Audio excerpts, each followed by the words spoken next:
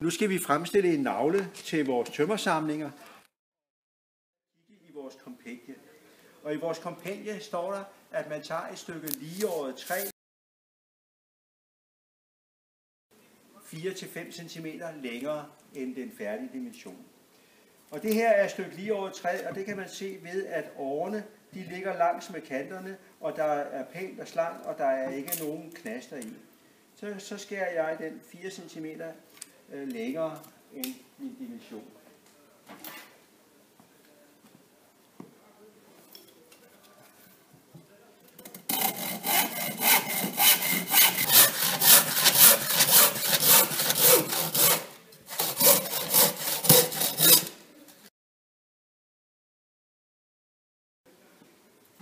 Så tager vi fra den ene kant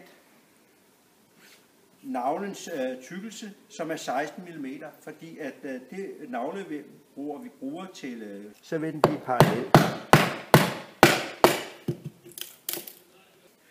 Sådan. Så nu har jeg en kvind på, og den skal så også være 16 mm den anden vej.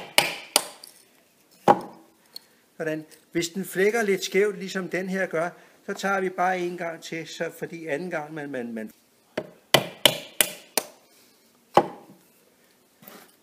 Sådan, nu har vi en lille liste, der er 16 x 16 mm.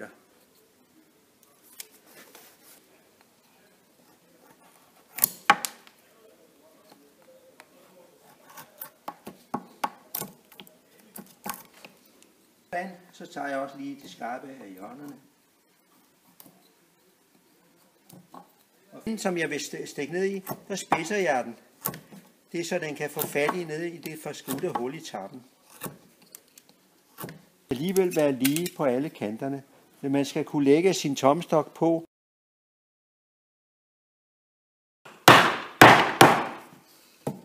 Sådan, og slå min navle i fra min O-side.